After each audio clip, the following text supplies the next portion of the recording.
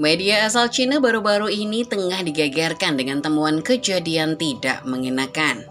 Pelatih timnas Indonesia Patrick Kluivert terciduk bersama Pascal Struijk sedang duduk bersama. Media Cina pun lantas menyimpulkan bahwa Struijk mungkin saja bakal didatangkan. Menurut mereka, jika sampai Struijk dinaturalisasi, maka Piala Dunia bagi Cina bisa jadi cuma mimpi. Indonesia saat ini saja sudah terlalu kuat, apalagi ditambah pemain ini. Pascal Struijk sendiri memang sejak dulu sudah dikenal dan dirumorkan bakal masuk timnas. Darah Garuda yang berdetak di jantungnya berasal dari kakek neneknya dari Surabaya. Dengan modal ini, Struijk pun jelas memenuhi syarat naturalisasi. Lantas, seberapa hebat sebenarnya Pascal Struijk sampai bikin Cina rendah diri? Starting 11 Momen kali ini membahas Cina yang ketar-ketir usai prediksi Pascal Struijk bakal dinaturalisasi. Bagaimana kronologinya? Simak selengkapnya.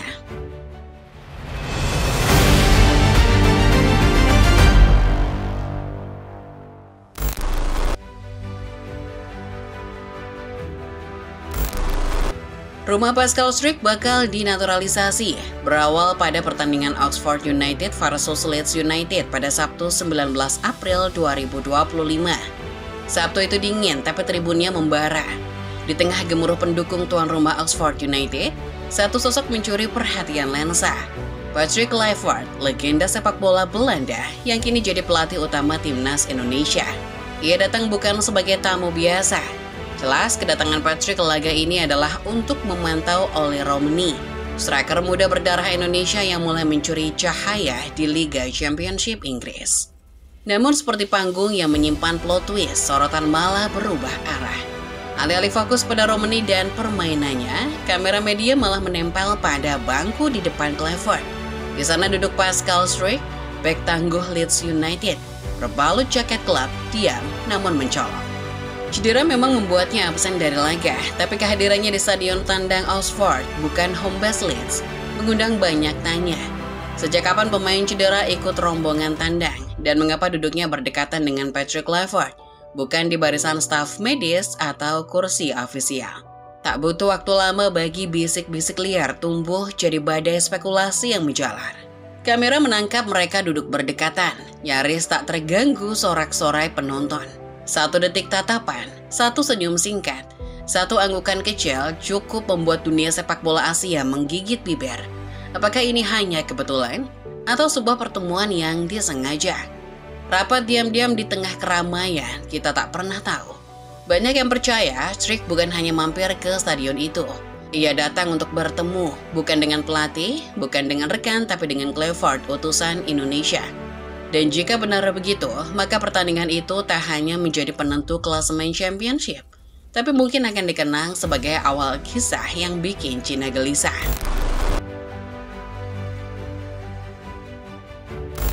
Cuplikan itu tak berdurasi lebih dari 5 menit, tanpa suara, tanpa konfirmasi, hanya dua sosok yang tengah duduk bersama. Tapi bagi negeri yang menjuluki dirinya sang naga, video itu bagaikan pisau yang membelah dua hati mereka. Pascal Struijk, bek Eropa asal Belanda, dan Patrick Kluivert, jembatan Indonesia menuju masa depan, tertangkap duduk berdekatan di tribun Oxford. Sejak saat itu, Cina pun agaknya tak bisa lagi tidur leluasa. Rekaman yang tersebar cepat di jagat maya menjelma jadi kabar berita, dan kabar berita berubah jadi berita duka. Media-media lokal Cina yang biasanya penuh optimisme kini mulai berbicara ngelanturisme. Dengan nada suram, salah satu media ternama Cina 163 bahkan secara terang-terangan mengklaim bahwa Pascal Struijk telah menerima tawaran untuk membela Garuda dalam laga krusial kontra Cina. Namun alih-alih menyusun strategi, kabar ini lebih terdengar seperti mimpi buruk yang bikin nggak bisa tidur lagi. Cina sendiri saat ini memang masih butuh poin. The Dragon Team besutan Branko Ivankovic tengah terdampar di peringkat 6 klasemen grup C dengan luka 2 kekalahan beruntun di jeda internasional bulan Maret lalu. Harapan mereka tinggal 2 pertandingan tersisa, 2 pintu sempit menuju harapan yang nyaris pupus. Namun dengan bayang-bayang Pascal Struijk berseragam merah putih, pintu itu seperti dijaga oleh tembok tak tertembus. Bagi Cina dan Indonesia, laga ini sebenarnya adalah hidup dan mati. Ini soal harga diri, soal napas terakhir dalam perburuan tiket ke Piala Dunia. Tapi jika Pascal benar-benar hadir, berdiri di garis belakang Indonesia, membentengi gawang skuad tembok Garuda, maka lain lagi ceritanya. Bukan lagi soal siapa yang lebih kuat, tapi siapa yang paling siap menghadapi kenyataan. Dan kenyataan itu, untuk Cina, mungkin terasa seperti kisah drama Korea yang tak berakhir bahagia.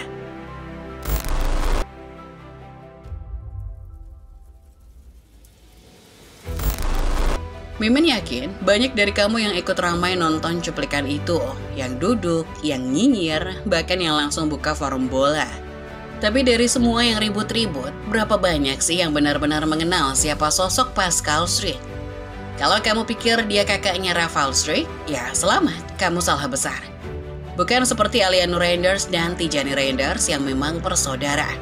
Pascal dan Rafael justru tak punya hubungan apa-apa, bahkan mungkin mereka juga belum pernah saling tatap muka. Pascal Struijk adalah bek tengah berkelas Eropa yang kini bermain di Leeds United. Ya, klub yang berlaga di EFL Championship alias Divisi 2 Liga Inggris. Meski bagi fans Premier League, kasta kedua adalah bahan ketawa, tapi secara kualitas sebenarnya masih lebih keras dibanding mayoritas liga top Asia. Musim ini, Pascal Struijk mencatatkan 35 penampilan untuk Leeds dengan torehan rata-rata 0,9 tackle per laga, 0,8 intercept, dan 4,0 sapuan. Serta tingkat akurasi 90,5% dan akurasi umpan di atas 40%. Bukan angka ecek-ecek, ini adalah statistik milik bek tangguh yang jadi andalan di jantung pertahanan klub. Namun bukan hanya statistik yang bikin dia menarik. Pascal menyimpan cerita yang lebih dalam soal garis keturunannya yang mengarah ke Surabaya. Dari mulutnya sendiri, ia mengakui bahwa darah Indonesia mengalir dari kakek dan neneknya. Dalam sebuah wawancara saat ditanya soal asal-usulnya, Pascal sempat kaget, tapi tidak menyangkal. Dengan nada santai dia menjawab, "Ya, aku memang punya darah Indonesia, tapi gimana kalian bisa tahu?" Jawabannya, ya pakai nanya. Dengan jalur darah yang jelas dan usia yang baru 25 tahun, ditambah fakta bahwa ia belum pernah memperkuat timnas senior manapun, maka pintu Garuda masih bisa terbuka. Secara regulasi, secara kualitas, dan secara niat, semuanya mengarah pada satu kemungkinan. Pascal Struijk bisa jadi tembok sakral Indonesia. Dan kalau itu benar-benar terjadi, maka Indonesia tidak hanya dapat bek Eropa bertulang baja. Kita dapat anak kandung Nusantara yang siap menjaga gerbang pertahanan dengan darah dan jiwa.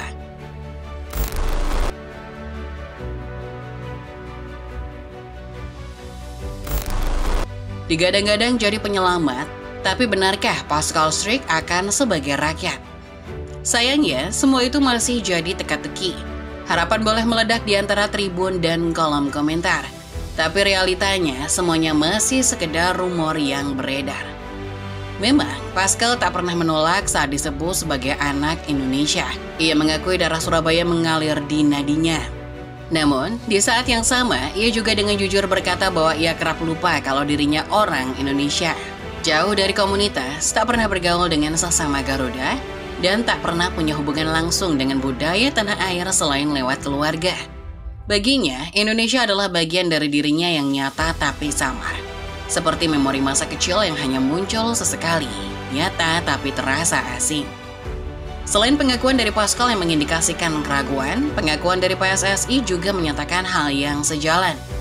Ketua Umum PSSI Erick Thohir beberapa hari lalu juga turut menyiram bara yang sedang menyala. Dalam pengumuman resminya, ia menyebut bahwa tidak akan ada tambahan pemain baru untuk 2 laga mendatang. Kata-kata yang langsung membuat publik menurunkan ekspektasi. Pascal untuk saat ini tidak akan datang. Tapi tunggu dulu football lovers, jangan buru-buru kecewa. Soalnya PSSI juga manusia, kadang kata tak sejalan dengan langkah. Kadang janji tinggal jadi pernyataan yang mudah berubah haluan. Kita pernah lihat hal-hal tak terduga sebelumnya, dan bisa jadi kita akan melihatnya lagi. Pascal Struijk mungkin belum resmi jadi benteng Garuda, tapi dalam sepak bola, segalanya bisa berubah. Hari ini tidak, besok siapa tahu. Karena jika sejarah pernah mengajarkan kita sesuatu, ketika harapan bertemu dengan diam-diam, kadang realita pun bisa mengejutkan. Demikian Football Lovers pembahasan singkat mengenai Pascal Struijk yang bikin Cina tak berkutik. Bagaimana menurut Football Lovers sendiri? Apa kalian setuju kalau Pascal dinaturalisasi? Atau kalian malah nggak setuju? Coba tulis pendapat kalian di kolom komentar. Jangan lupa like video ini dan share ke teman-teman kalian yang hobi nonton bola. Terima kasih sudah menyimak. Sampai jumpa di video selanjutnya.